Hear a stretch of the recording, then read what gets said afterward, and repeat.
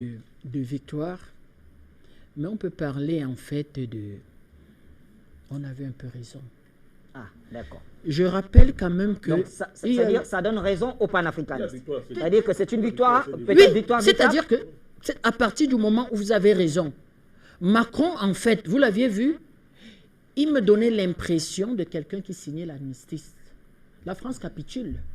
Il faut le dire, il faut le dire. La France capitule. On pourra expliquer les... C'était intenable. D'ailleurs, il se passe de gros problèmes en France.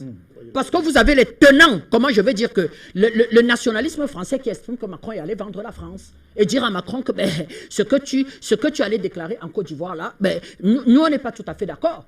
Et cette hypocrisie de l'extrême droite, qui, ne voulant pas affronter deux fronts, c'est-à-dire nous les panafricanistes, qui pendant l'élection française nous expliquaient que non, moi si j'arrive aux affaires, en fait je suis contre le franc CFA, il vaut mieux laisser les Africains avec leur histoire. L'extrême droite n'est pas content de ce que Macron a expliqué, est en train de le faire.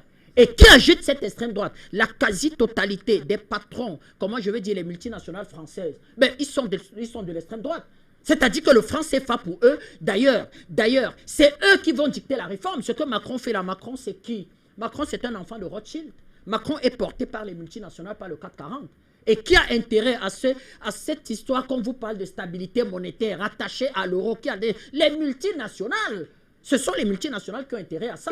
Au-delà des multinationales qui ont intérêt à ça, c'est une, comment je veux dire que, c'est-à-dire que la bourgeoisie administrative, politico, en fait, africaine aussi, c'est-à-dire que des gens qui vont être enrichis par le décret, par les détournements de deniers publics, c'est eux qui ont intérêt à cette histoire et qui défendent cette histoire.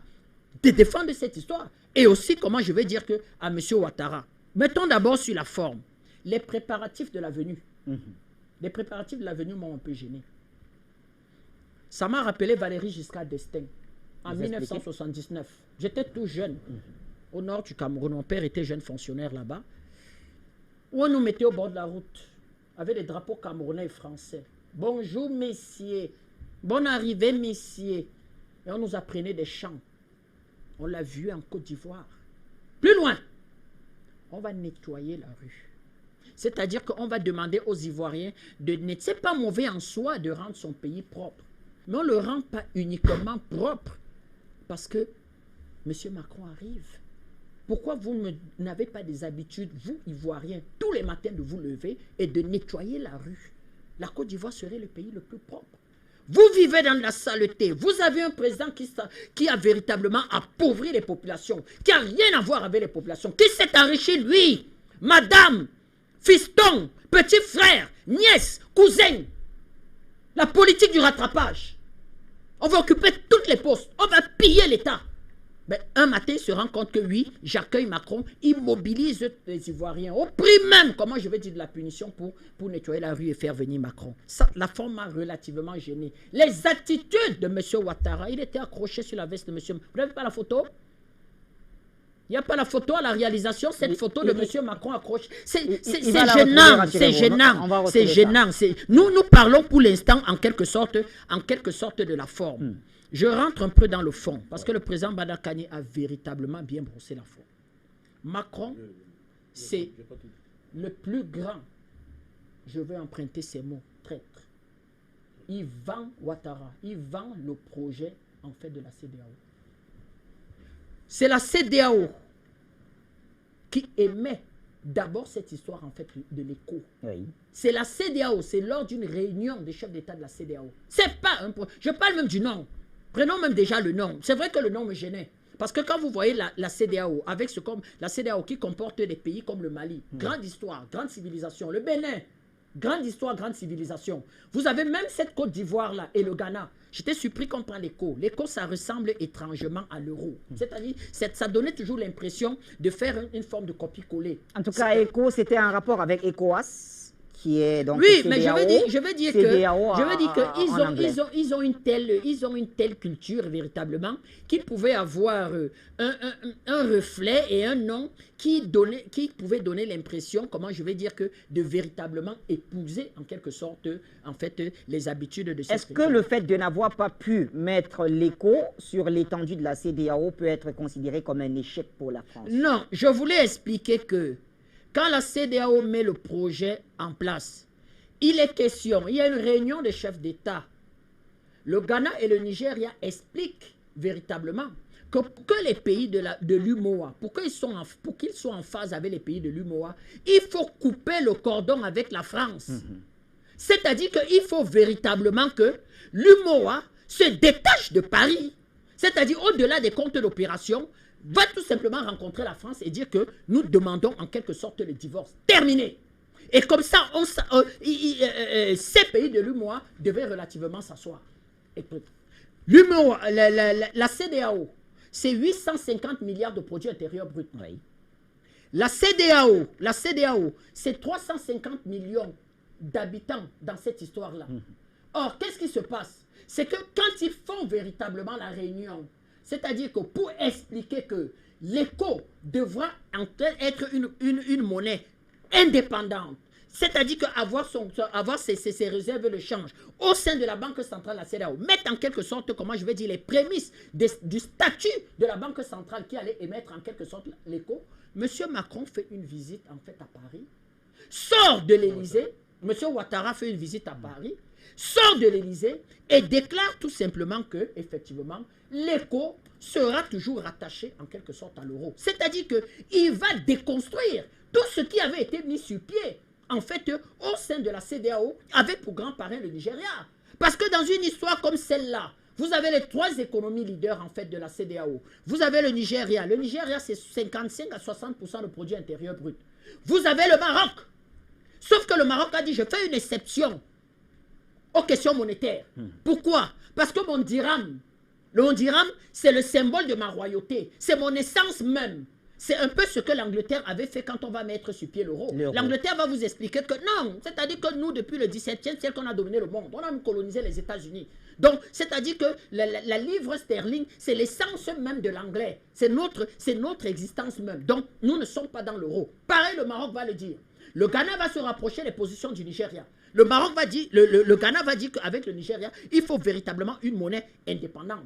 Ils vont même, comment je vais dire que, mettre un certain nombre de réserves sur ce qu'on va appeler en quelque sorte les critères de convergence. Vous savez que les critères de convergence, c'est Paris qui les dicte. Parce qu'aucun pays, c'est-à-dire que de l'espace colonial français, vous allez vous développer comment avec les critères de convergence là?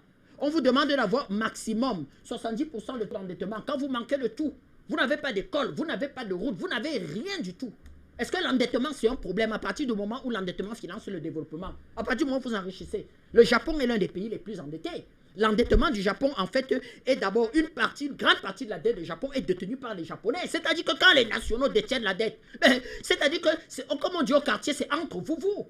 Ça vous développe, les nationaux détiennent la dette. À partir de là, l'État peut payer la dette, peut racheter même encore la dette à ces nationaux. Et ça rentre dans un cycle vertueux, en quelque sorte, qui stimule la consommation, la croissance et l'investissement. Mais on vous donne des critères de convergence. On vous dit un déficit qui doit maximum être de 3%, un déficit budgétaire. On vous dit une inflation qui ne doit pas dépasser 3%. Mais Bachir, même la France, ces critères-là, elle n'arrive pas à le tenir. Et aucun pays n'a pu le tenir. Comment se fait-il qu'on va foutre, on met sur pied la monnaie unique? On met sur pied cette monnaie. Alors que véritablement, même les conditions pour lesquelles on avait dit qu'on allait bâtir ces monnaies sur lesquelles aucun pays ne respecte ces conditions. Et on prend le projet, comme je dis, de la CEDEAO, effectivement, on va le vendre à Paris, on travaille. Première réaction du Nigeria et du Ghana, se désolidarise de ça.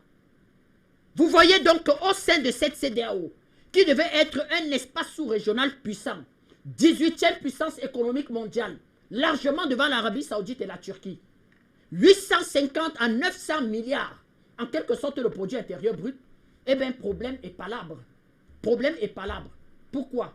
Macron ne veut pas affronter de façon saine, aujourd'hui, en quelque sorte, la Chine sur le plan économique, la Russie sur le plan géostratégique. Pourquoi? Parce que si on a une CEDEAO indépendante, c'est-à-dire que, comme j'ai dit, une CEDEAO avec tous les instruments de souveraineté, mais elle pose les vraies questions. Mais Macron, qu'est-ce que tu fais dans le G5 Sahel? On n'a plus besoin de toi. Parce qu'elle est puissante. Bachir, vous êtes la 18e puissance économique du monde. Vous pouvez même dealer avec Washington. Washington est même une alternative en Afrique à la lutte contre le terrorisme. Tout dépend de comment vous discutez avec Washington. Vous pouvez, la Russie aujourd'hui, est disponible. La Russie est disponible. On nous explique que oui, ça va être traduit en des contrats. Vous ne savez pas ce qu'il y a derrière. Mais on n'a pas besoin de savoir ce qu'il y a derrière. On a besoin d'être intelligent et de savoir négocier. Quand la France est pratiquement à genoux après la Deuxième Guerre mondiale et que Washington, qui vient libérer Paris, en fait, vote un plan Marshall, Paris refuse. L'Europe refuse. On votera même le plan Marshall. L'Allemagne qui était pratiquement déjà à genoux. On va voter le plan Marshall. Donc, vous voyez donc qu'effectivement, c'est-à-dire que pour me résumer, c'est que Macron a voulu déjà, casser le projet de la CEDEAO, sortir l'UMOA du projet de la CEDEAO, rester l'acteur principal au sein de l'UMOA, dicter ses ordres à partir de l'UMOA, au point où aujourd'hui le projet est mort-né. Vous faites comment? Boiry fait comment? Boiry est obligé de dire que non, moi je représente 60% de cette histoire avec mon AIRA. Je peux en quelque sorte mettre, comment je vais dire que, avec le Ghana, entrer dans une union monétaire et une union économique, et avec le Maroc, c'est-à-dire ces trois pays, Nigeria, Ghana et Maroc, c'est 90% de la CEDEAO. Donc, je veux dire que c'est, on va vers là, parce que en quelque sorte, Boiry est très vexé dans cette histoire. Très bien. Boiry est très vexé. Et qui joue encore ce rôle Ouattara? Et on vient le déclarer où en Côte d'Ivoire? L'avenir va nous renseigner un peu plus. Morts, portés par la France. Alors, vous voyez donc que même les symboles, la façon dont il est arrivé au pouvoir, on peut comprendre pourquoi ce soit là-bas, dans ce petit espace encore, au sein de la CEDEAO où la France a un semblant d'influence. Merci, Bertrand Tatida. Effectivement, alors, les gens ne sont pas d'accord. C'est vrai que ça monte. Je vois Dr Paul Bekima qui veut parler, je vois le président Badakani. Alors, le président Badakani souffre un peu, que je